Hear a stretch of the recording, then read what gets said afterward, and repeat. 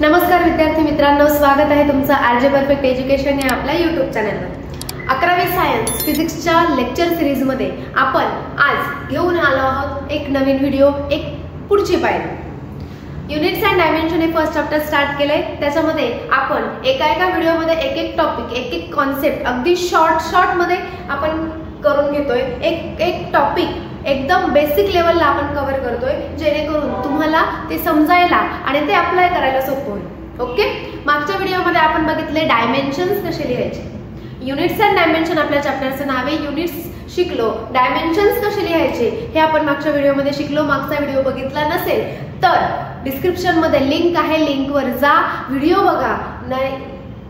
बघा आणि मग या व्हिडिओकडे वळा। म्हणजे डायमेन्शन कसे लिहायचे हे जर तुम्हाला समजलं तर आजचा टॉपिक तुम्हाला अगदी चांगल्या प्रकारे समजेल। ओके, सो सुरू करूया आजच्या टॉपिकला। आजचा टॉपिक आहे आपला डायमेन्शनल अनालिसिस। Dimensional analysis. आता अनालिसिस म्हणजे काय? अनालिसिस म्हणजे एखाद्या गोष्टीची पडताळणी। मग आता डायमेन्शनल अनालिसिस म्हणजे डायमेन्शन वापरून आपल्याला एखाद्या गोष्टीची पडताळणी करायची। आता कशी पडताळणी करणार आपण? पडताळणी करणार म्हणजे आपण व्हेरीफाय करणार। काय व्हेरीफाय करणार? एखादा इक्वेशन, एखादा जे फिजिक्स मधलं इक्वेशन, एखादं मॅथमॅटिकल इक्वेशन जे आपण एखाद्या कॉन्सेप्ट साठी लिहितो, हे इक्वेशन बरोबर आहे की नाही किंवा हे इक्वेशन हे कसं आलं ते व्हेरीफाय करणार आपण डायमेन्शनचा वापर करू। ओके, आता इक्वेशन जे बरोबर आहे तेच आपण लिहिले, तेच आपण अज्युम केले, बरोबर आहे। मग आता तरी परत त्यांची पडताळणी, तरी परत त्यांचं व्हेरिफिकेशन, पण ते आपल्याला करायचंय डायमेन्शन्स वापरून। म्हणजे यात काय होतं, आपल्याला डायमेन्शन वापरायची सवय होते आणि त्यांनाही कळतं आपण डायमेन्शन योग्य पद्धतीने वापरून योग्य पद्धतीने इक्वेशन काय केलेले आहे, व्हेरीफाय केलेलं आहे। कारण जर आपल्याला डायमेन्शन्स योग्य पद्धतीने वापरता आले नाही तर आपलं इक्वेशन व्हेरीफाय होत नाही। चला तर आपल्याला व्हेरिफिकेशन करायचे, अनालिसिस करायचे डायमेन्शनचा वापर करून। कायनेमॅटिकल इक्वेशन्स आपल्याला माहिती आहे, 3 कायनेमॅटिकल equation. v = u + at, s = ut + ½ at², v² = u² + twice as। Okay, हे तिन्ही कायनेमॅटिकल इक्वेशन आपल्याला माहिती आहे। त्यापैकी आपण घेऊया first कायनेमॅटिकल equation, v = u + at। v = u + at। आता v = u + at। आता आपल्याला काय माहित पाहिजे? v म्हणजे काय, u म्हणजे काय, a म्हणजे काय आणि t म्हणजे काय। जर आपल्याला क्वांटिटीज काय माहित असतील तर आपण त्याचे डायमेन्शन लिहू शकतो। ओके, सो आता v, what is v?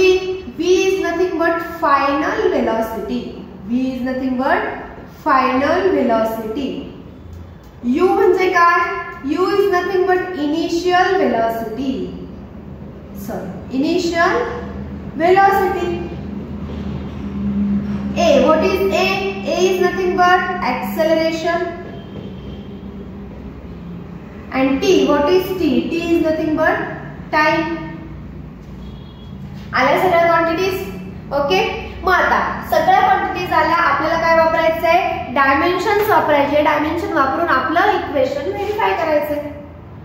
Okay, done. मग आता डायमेन्शन्स पाहिजे। पहिला काय?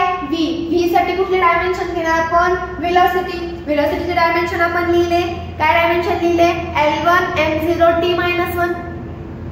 Okay, initial velocity, final velocity, दोघीकडे आपण कोणाचे डायमेन्शन लिहिणार? व्हेलॉसिटीचे। नंतर ऍक्सेलरेशन, ऍक्सेलरेशनचे पण डायमेन्शन बघितले। काय होतं ऍक्सेलरेशनचे डायमेन्शन? L1 m0 t-2। आणि टाइम, टाइमचे डायमेन्शन t⁻1। ओके, चला तर डायमेन्शन व्हेरीफाय करूया। पहिले फर्स्ट आपण घेऊया v चे डायमेन्शन्स काय मिळणार मला? L1 m0 t-1। Okay, equation number 1 याला फर्स्ट लिहून ठेवा। झालं v। आता आपण डायमेन्शन घेणार u चे। u चे डायमेन्शन सुद्धा सेम, व्हेलॉसिटी। व्हेलॉसिटीचे काय डायमेन्शन आहे? L1 m0 t-1। Equation number 2 लिहून ठेवा, याचा पुढे आपल्याला यूज होणार। याच्यानंतर आता डायमेन्शन कोणाचे? ऍक्सेलरेशनचे। L1 m0 t - 2 metre per second square. Okay.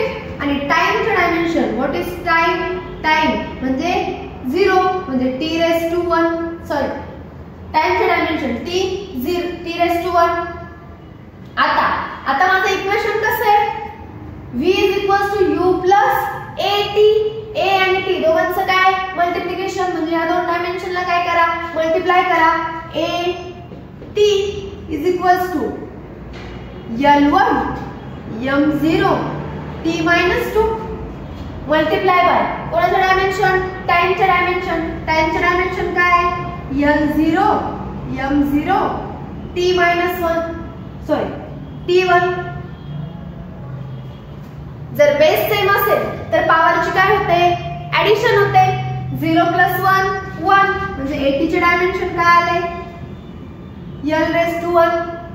0 + 0 0 m⁻0. Okay.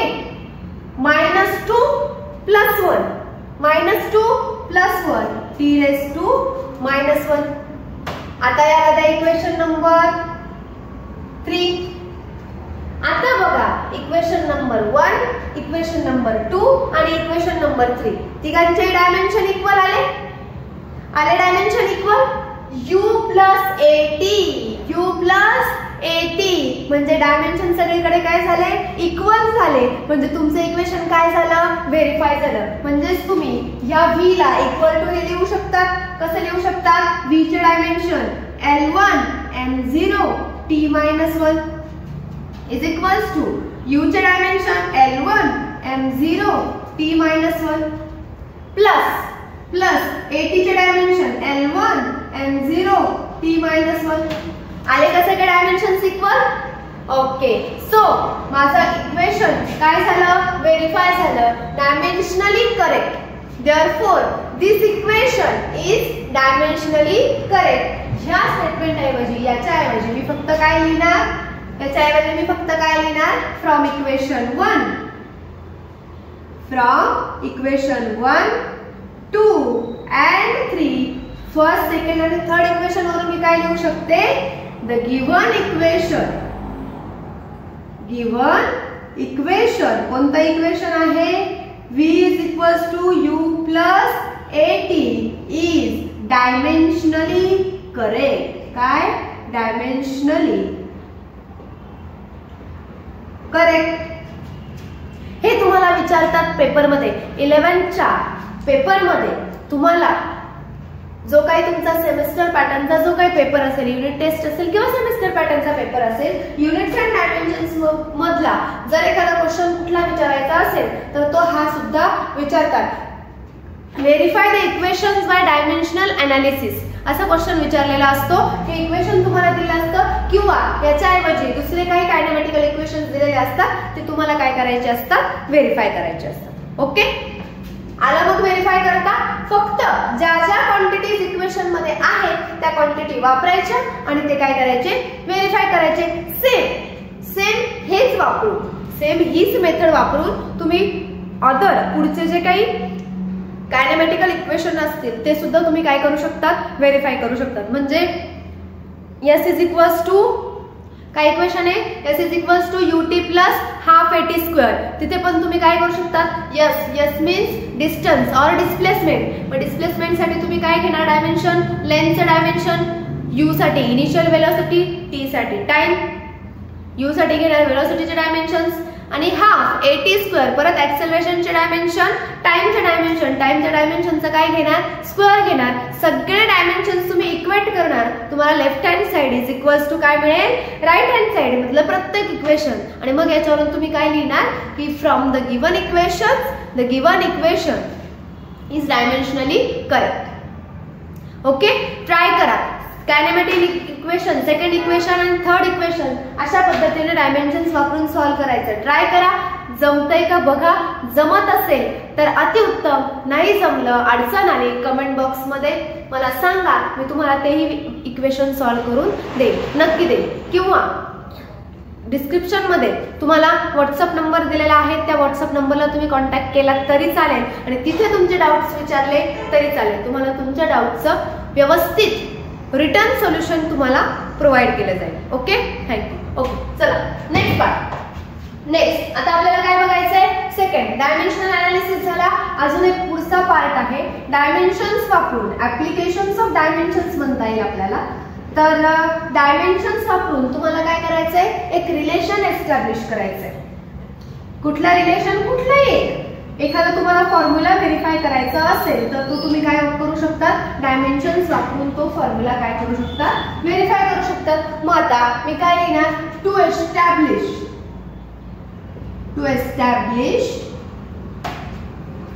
relation between physical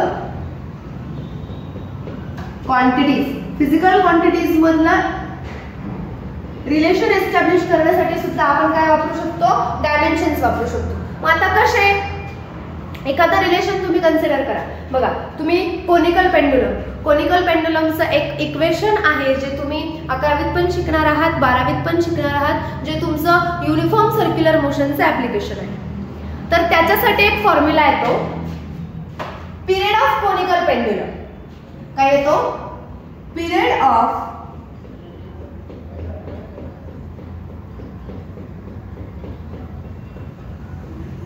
conical pendulum. आता पिरियड ऑफ कोनिकल पेंडुलमचा फॉर्म्युला काय येतो? T is equals to 2 pi root of L upon G. हा आहे तुमचा फॉर्म्युला. कोणाचा? Period of conical pendulum. आता हा formula आता मी इथे डायरेक्ट लिहून दिला, पण आता हा फॉर्म्युला मला माहित नाही आणि माहित नसताना मला हा फॉर्म्युला डायमेन्शन्स वापरून काय करायचा आहे? बनवायचा आहे, एस्टॅब्लिश करायचा आहे. ओके, मग तुम्हाला क्वेश्चन असा असतो, establish the relation for period of conical pendulum using काय यूज करायचे असतं तुम्हाला? पिरियड ऑफ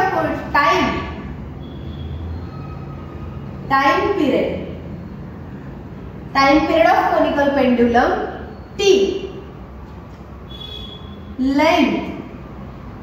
लेंथ ऑफ पेंडुलमची काय दिलेली असते?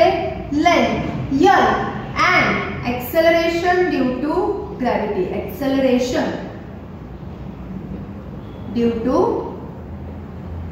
gravity. G.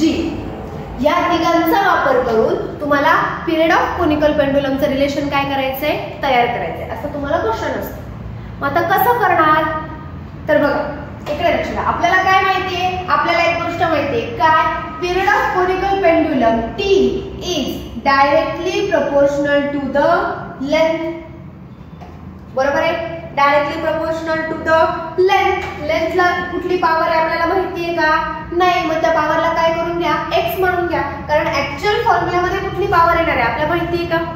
नाही, आपल्याला माहित नाही. मग त्या पॉवरला काय म्हणून घ्या? x म्हणून घ्या. L raised to x.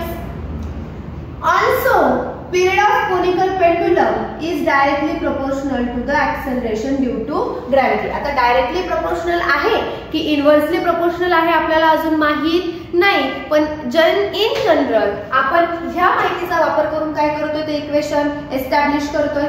Okay, मग मी काय घेतलं? T is proportional to G. Power काय घेतली? y. ओके, मग आता मी काय घेणार? T is यांच्या दोघांची काय असणार आहे? Multiplication. T is proportional to L raised to x G raised to y. बरोबर? L raised to x G raised to y. आता मला टाइम पिरियडचे डायमेन्शन माहिती. T is equals to मी काय घेणार? K L raised to x G raised to y. K is nothing but proportionality constant. K is nothing but काय? Proportionality constant. आता proportionality constant मी घेतलाय. आता मी काय करणार? T चे डायमेन्शन्स आणि लेंथ आणि ऍक्सेलरेशन ड्यू टू ग्रॅव्हिटीचे डायमेन्शन्स काय करणार? मॅच करणार. कसे मॅच करणार? बघा, टाइमचे डायमेन्शन्स काय सांगा बरं? टाइमचे dimension L raised to 0, M raised to 0, T raised to 1. टाइमचे डायमेन्शन इज इक्वल्स टू काय? Proportionality constant K. पुढे लेंथचे dimension L raised to 1, L⁻⁴ M⁻�0 T⁻�0. जे नाहीये, ज्यांच्या डोक्यावर 0 आहे ते लिहिले नाही तरी चालतात. लिहिले नाही तरी चालतात म्हणजे मी काय करणार, फक्त काय लिहिणार, L⁻⁴. काय लिहिणार, L⁻⁴. ओके. आता g acceleration due to gravity, एक्सेलरेशनचे डायमेन्शन आपल्याला माहिती आहे. काय एक्सेलरेशनचे dimension, L⁻⁴ M⁻�0 T⁻². Acceleration metre per second square. Okay. आता टाइमचे डायमेन्शन्स. ओके. आता L⁻⁴ मी काय लिहिलंय, x. L⁻⁴ G⁻⁴ मी काय लिहिलंय, y. याला मी काय करते, मध्ये मल्टिप्लाय करते के. L⁻⁴ इकडे L⁻⁴ M⁻�0 T⁻². आलं लक्षात. काय केलं मी, लेंथचे डायमेन्शन हे जे x आणि y ज्या पॉवर होतं त्या आतमध्ये मल्टिप्लाय केला. आता मला इक्वेशन मिळालं. इकडे काय माझं लेंथचे डायमेन्शन L0 M0 T⁻². आता मी काय करणार, ह्या इक्वेशनला एकत्र करणार. मल्टिप्लिकेशन आहे, बेस सेम असेल तर पॉवरची काय होते, ऍडिशन होते. म्हणून मी काय लिहिणार, k in bracket L x + y L⁻⁴ x + y M⁻�0 आणि T⁻². आले. इकडे काय डायमेन्शन माझे, L0 M0 T⁻². आता माझ्याकडे इकडेही LMT आहे आणि इकडे पण LMT आहे. म्हणून मी काय करणार, मी या दोघांना काय करणार, इक्वेट करणार.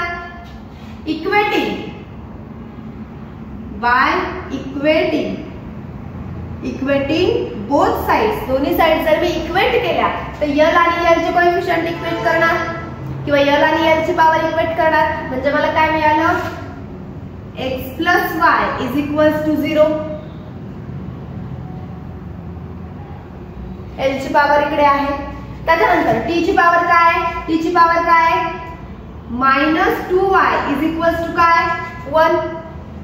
-2y = काय, 1. x + y = 0. म्हणजे मी याला इकडे घेऊन गेले तर हा काय होईल, मायनस होईल. बरोबर आहे. याला नाव द्या इक्वेशन नंबर 1. -2 = 1. म्हणून मी काय लिहिणार, y = हा -2 इकडे मल्टिप्लाय इकडे जाताना डिवाइड -1/2. म्हणजे मला y ची व्हॅल्यू काय मिळाली, -1/2. आता ही व्हॅल्यू मी इकडे टाकणार. ही व्हॅल्यू मी इक्वेशन 1 मध्ये टाकणार. काय करा, x - 1/2 = 0. हा -1 इकडे जाताना काय होईल, +1. म्हणजे मला x ची व्हॅल्यू काय मिळाली, x = 1/2 मिळाली. मला x ची व्हॅल्यू, x मिळाला, y मिळाला. कुठे लिहिले होते आपण x आणि y यांच्या पॉवर मध्ये. मग मी काय लिहिणार, त्यांना परत त्यांच्या पॉवरला देणार. ओके.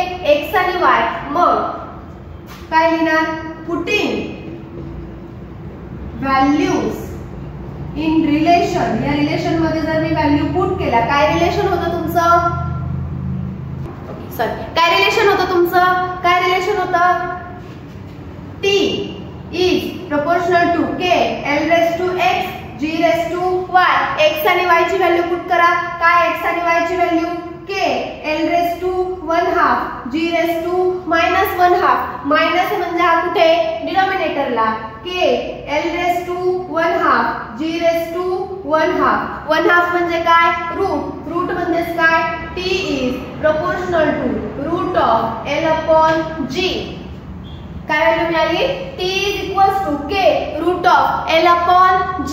म्हणजेच मला काय रिलेशन मिळालं, t is k ची व्हॅल्यू जर मी 2π घेतली तर √L/G. Period of conical pendulum मिळाली मला व्हॅल्यू.